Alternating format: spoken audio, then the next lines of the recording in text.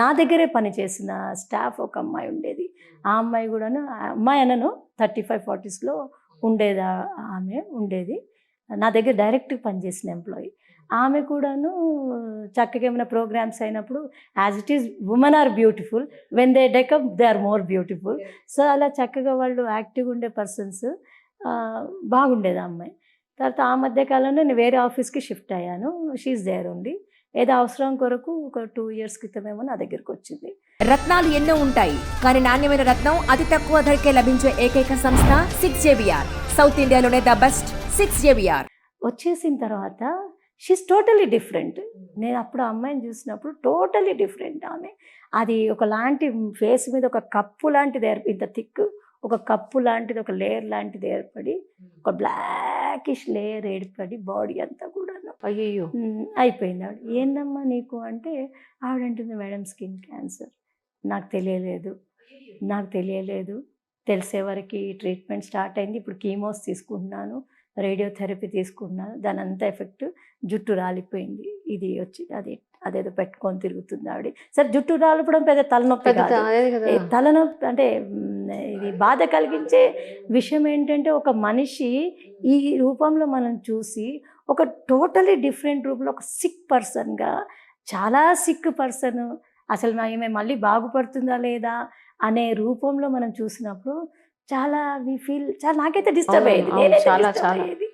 నేనైతే చాలా డిస్టర్బ్ అయ్యేది. ఆలోచించి ఇదేంటబ్బా, వీళ్ళు హెల్త్ డిపార్ట్మెంట్లు ఉన్నారు, ఎంతోమంది ఆరోగ్యం గురించి వీళ్ళు చూస్తున్నారు, వీళ్ళ గురించి వీళ్ళు ఎందుకు ఆలోచించుకోవట్లేదు అంటే, వాళ్ళే కాదు మనం కూడా ఆలోచించుకోవాలి అనేది నాకు కూడా వచ్చింది. నేను ఎంతోమంది గురించి, మనం ఇల్లు చూసుకుంటున్నాము, బయట ఆఫీస్ చూసుకుంటున్నాము, హైయర్ రెస్పాన్సిబిలిటీ చూసుకుంటున్నాము. It becomes our duty to keep our selves fit and fine. దానికి మా ఆయన హెల్ప్ చేయలేదు, మా పిల్లలు హెల్ప్ చేయలేదు, మా పక్కోళ్ళు హెల్ప్ చేయలేదు అనకుండాను మనల్ని మనం ఫిట్ పెట్టుకోవడానికి we should makeup our mind.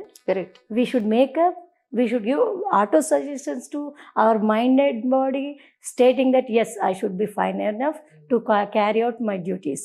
నేను మంచిగా ఉంటేనే నా ఫ్యామిలీ బాగుంటుంది, నేను ఆరోగ్యంగా ఉంటేనే నా ఫ్యామిలీ ఆరోగ్యంగా ఉంటుంది, హ్యాపీగా ఉంటుంది, హెల్తీగా ఉంటుంది, అన్ని విధాల అది ప్రాపర్గా ఉంటుంది అనేది నాకు ఆలోచన వచ్చి, నేను ప్రాపర్గా అప్కీప్ చేసుకోవాలి. హెల్త్ విషయంలో నా జాగ్రత్త నేను తీసుకోవాలి. ఆ విషయం మనము మన తోటి మహిళలకి చెప్పాలి ఖచ్చితంగా అనేది ఈ ఆలోచన నాకు వచ్చిందండి. నిజం మాట్లాడితే, ఒక ఉమెన్ ఆఫీసర్గా నా కింద స్టాఫ్ని కానీ, నా ఈక్వల్ లెవెల్ ఆఫీసర్స్ని కానీ నేను చూసినప్పుడు స్వయంగా నా కళ్ళతో నేను ఎంతో యాక్టివ్గా ఆరోగ్యకరంగా సడన్గా సిక్ అయిపోయి, సడన్గా అసలు మనము ఈ ప్రపంచాన్ని వదిలిపెట్టి పోయిన వాళ్ళని నేను చూశాను with in short span of time. కొంతమందినేమో అసలు వాళ్ళు ఇక లేస్తే కూర్చునే పరిస్థితి లేదు, కూర్చుంటే లేస్తే పరిస్థితి లేదు. ఇలాంటి పరిస్థితిలో ఉన్న ఆడవాళ్ళ గురించి ఒకటి ఆలోచన వచ్చింది. సరే, చదువుకోలేదు, నువ్వేదో జాబ్ చేయట్లేదో, లేకపోతే మీలాగా ప్రొఫెషనల్స్గా లేరు అనుకుంటే అది వేరే విషయము. సరే, వాళ్ళకి తెలియదు, కొంత భయము, కొంత ఫైనాన్షియల్ ఇండిపెండెన్స్ లేదు. హోమ్ మేకర్స్కి అనుకుందాం మనం, అంటే ఫైనాన్షియల్లీ ఇండిపెండెంట్ కానోళ్ళు కానీ, లేదా కొద్ది గొప్ప లిటరేట్ అయ్యిగా కాని వాళ్ళు కానీ అంటే వాళ్ళ గురించి మరి so called the highly educated, so called the ఏమంటారు, మంచిగా చదువుకొని చక్కటి ఉద్యోగాలు చేసుకుంటూ ఇలా చేసినప్పుడు అక్కడ ఉద్యోగాన్ని సంపాదించుకుంటున్నావు, నువ్వు ఇంటిని సంపాదిస్తున్నావు, మరి నీ గురించి నువ్వు ఎందుకు ఆలోచించుకోవట్లేదు? ఆ లేడీని ఆమెకి అవేర్నెస్ తేవాలి, మనం కూడా సెల్ఫ్ అవేర్నెస్ తెచ్చుకొని మనం కూడా ఫిట్ అండ్ ఫైన్గా ఉండడానికి మనం కూడా ట్రై చేయాలి అనేది నాకు ఆలోచన వచ్చిన దాని మీద I tried propagate in various manners speaking. అంటే ఈ విషయంలో నేను ఒక చిన్న విషయం కూడా మీకు చెప్పాలి.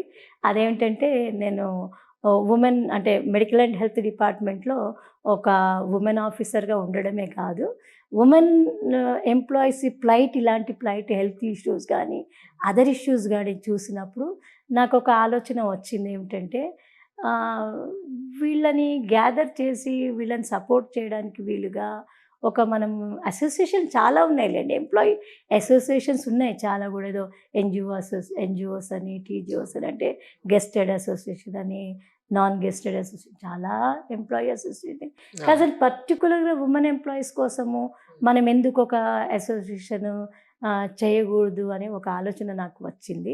దానికి సపోర్ట్గా చాలామంది నా కొలీగ్స్ కానివ్వండి, నా దగ్గర పనిచేసే వాళ్ళు కానీ వాళ్ళు నాకు సపోర్ట్ చేశారు. మేడం మీరు చేయండి, మీకు మేమందరం సపోర్ట్గా ఉంటాము, దీని ద్వారా మనం అవేర్నెస్ తెద్దాము. అన్ని విధాల అవేర్నెస్ అంటే వాళ్ళకి సర్వీస్ మ్యాటర్స్ ఉంటే ఉమెన్ ఎంప్లాయీస్కి వాళ్ళకి మనం సపోర్ట్ చేద్దాం, క్లియరెన్స్కి. అదేవిధంగా అదర్ ఇష్యూస్ ఉన్నా సపోర్ట్ చేద్దాం. హెల్త్ ఇష్యూస్ ఉంటే అవేర్నెస్ తీసుకుందాం. అవేర్నెస్ ఇచ్చినా కూడా still they are following some issue ఇస్తే వాళ్ళకి ఎలాంటి సపోర్ట్ మనము ట్రీట్మెంట్ పార్టా, ఇంకొక రకమైన సపోర్టా, ఏ రకమైన సపోర్ట్ అయినా మనం ఇవ్వడానికి ముందుకు వద్దాం మేడం అంటే అప్పుడు మేము మా ఆలోచనల ఈ రూపమే ఏమిటంటే మేము ఒక అసోసియేషన్ని ఫామ్ చేయడం జరిగింది. దానికి ఏంటంటే Telangana medical and health women empowerment association.